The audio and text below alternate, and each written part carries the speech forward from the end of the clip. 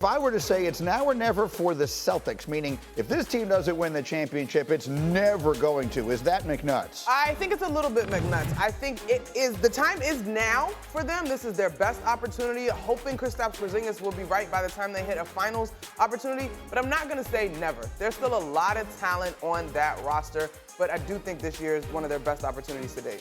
Fair enough. Then let's go to another title contender. If I said the Mavericks can win the championship this year, is that McNutt? I really had to work through this one in my mind, Greeny. I don't know that they're going to get out of this series just yet. And then I'm like, all right, so whoever they would run into in the conference finals, let's just say they do get to the finals. I am concerned about them on the defensive side of the basketball in the finals if the Boston Celtics are playing their best basketball.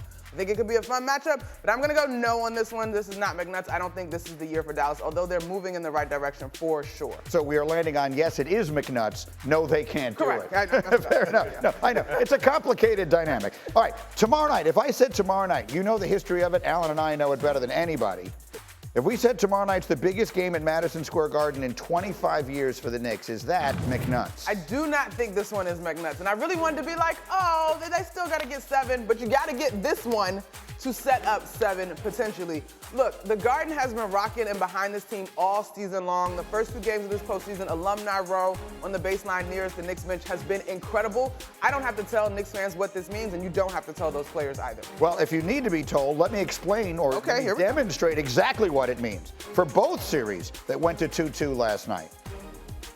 In NBA postseason history, the winner of a Game 5 that's 2-2 in a best-of-7 wins 82% of the time. That suggests 4 out of 5 times, Game 5 is going to decide the series. Now, to reset the conversation, let's go back again. The Knicks are exhausted, and Charles Barkley on TNT says it's the coach's fault. No matter how tough the Knicks are, everybody gets tired, especially when you're playing against guys who are fresh. I understand that, but we all know Thibodeau, he ain't going to change now. Yeah, but listen, man. He ain't going to change now. Yeah, but the Knicks going to pay for it in the long run. That's not right. This is the same stuff we just talk about in Chicago. As a coach, you have to learn from your mistakes. You just can't run guys in the ground. You're going to get hurt. That's why guys get hurt or tired. You can't play like that in the playoffs.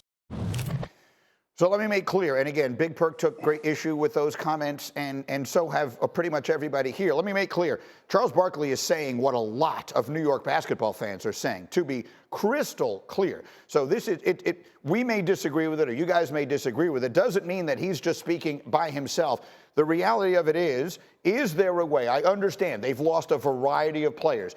During the season, they lost Julius Randle. More recently, they lost Bogdanovich and Mitchell Robinson and OG Anunoby, which I said at the time was the death blow. This is the one you can't recover from, and I'd love to be wrong, but I don't think I'm going to be wrong.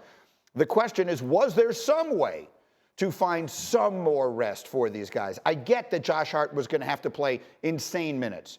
He's playing 48 minutes in every game, Alan. Was there a way? I know Mike Breen actually was hilarious. Friday night, he goes, we have breaking news. Yeah. Josh Hart is sitting on the bench. Went to the bench. Was there some way to get these guys a little more rest than they got? Only towards the end of the regular season.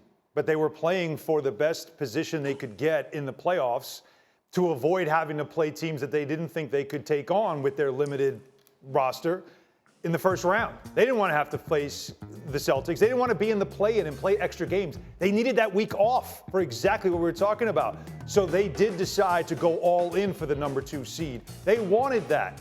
They should have gotten out of the Sixers series in 5 games, would have bought them some more rest. Yeah. That didn't happen. So there's all those little moments that you could have stolen some time. They didn't get it. And you cannot look at this weekend as the reason, because Friday was the game to empty the tank.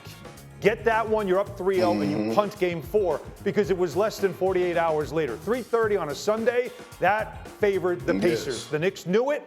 They could not steal game 3. They were this close. A 30-footer beat them. But that basically was the only way to steal rest. Go ahead, Perk.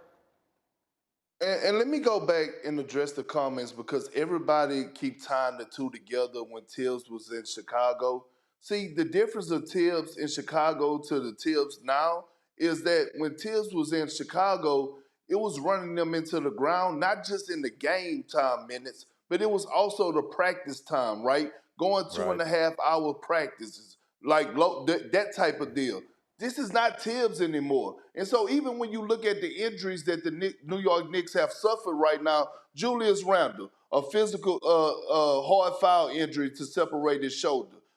When you look at Mitchell Robinson, his ankle injury. Some may say he could have injured it during the play or re-aggravated it when Joel Embiid pulled on it. That didn't have anything to do with Tibbs. When you look at Bogdanovic's injury against the 76ers, Nicholas Batum rolled over on his foot. Again, what do you expect Tibbs to do? And I'm going back to Alan's point, Monica's point, and Wendy's point, Greeny, and then I'm done.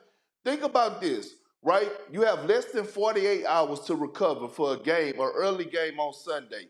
It's a reason it's called home court advantage, not just because you're playing in front of your fans, because it's a lot harder to get treatment on the road and recover. When you're in those hotel rooms, it's a line waiting outside the athletic trainer door to get ice bags. You don't have access to cold tubs. It's just a different type of feel when you're on the road. And so people have to actually go through it to know, like, it's hard to recover, especially when you're limited in your rotation when you're on the road. Greeny, I'll just add to that, too. After the Game 2 victory, right, the crazy shot, the DiVincenzo shot, I think sometimes people forget there was a play after that shot. And so we had a chance to talk to Isaiah Hartenstein post-game, and the first thing he said was head coach, well, he didn't say head coach, but he said Tibbs had us prepared. And so there's a level of preparation that comes for playing with Tibbs. There's a level of opportunity that comes for playing with Tibbs. Hartenstein, for example, is having the year of his life. Josh Hart's productivity jump in the postseason from the regular season has been tremendous. And so the injuries are real, and these guys happen to be NBA players who want to soak up all of the minutes. People are going to argue whether or not Alec Burks should be playing. His last 2 games were the best games of this season in a Knicks jersey outside of his performance in Sacramento. Great timing, but it's not as if he's been putting up those type of numbers. Because one thing about Tibbs, if you hoop it, he's going to leave you on the floor. The players that the Knicks have out, you have to fairly say that OG Anunoby probably got hurt because of overuse. He had played huge minutes, and that looked to me like an overuse injury. I'm not a doctor, but we've been around. So you got to credit, you have to say that. The other thing I'm going to say is, I was at a couple of Knicks games during the regular season. I've been now with the team for 2 weeks. These guys love Tom Thibodeau. They love him. I have rarely seen a coach and a set of players and a coach who fit together and have a bond like this. They are together in this. And if they're going to lose this series because they run out of gas, they're doing it together. And you can fault them, but this is uncommon. This is uncommon what you have with this team. This is not what Tibbs is doing, is not being rejected by the players. They want it. Now, I will say the Pacers, they have a very deep team. They have a huge advantage in depth, and Rick Carlisle has leaned into that. He has done a terrific job coaching in this series. But Tom Thibodeau is an excellent coach too. They've got 2 days to hit back. They've got 2 days to rest. This is this is probably going 7. Go ahead. I was going to say, off of what Wendy just said there, talk about a stat that stands out. I know where you're going. Throw in the second half out, right? Because that was all bench players. In the first 3.5, basically 3 games and a half, the Pacers bench has outscored the Knicks bench by 80. Like that's all you need to know. Oh, and that's an advantage. I mean, A, it speaks to all the players the Knicks have lost. B, it speaks to an advantage. There was an advantage in being the deeper team. I also just want to say this about Rick Carlisle, because you talked about how Mike Malone challenged his team. Yep. Rick Carlisle went the other way, right? Rick Carlisle basically said, hey, we're not being given a fair chance. Whether people like the way he went about it or not, all that stuff. And I think his players responded to it, and I think their fans definitely responded to it, and I think it made a difference. Now, is that the reason why they won Game 3? You throw in a miracle shot? No, who knows? But the point is, I think it's interesting to see. These are all great veteran coaches, right? Mike Malone, unbelievable coach. Yes. Tibbs, been around forever, great coach. Rick Carlisle's been around forever. He's an excellent coach, and I thought that little switch that he tried to turn on there, to me, I think it has worked. Perk, I'll give you the final word. Go. No, I'm with you on that, but one more thing going back to Tibbs, right? And I agree with you. Look, let me say this about Tyrese Halliburton and Rick Carlisle. Tyrese Halliburton has set the tone, right? We've been waiting on that moment. I thought he picked it up in Game 2. I believe he had a 30-piece, and then they carried on to when he got back to the crib. Rick Carlisle did do a great job, and his team had his back as far as calling out the officiating, and I think the tables the tables have turned. But going back to Tibbs real quick, Greeny, I played for Tom Thibodeau. He was an assistant. Obviously, we won the championship together.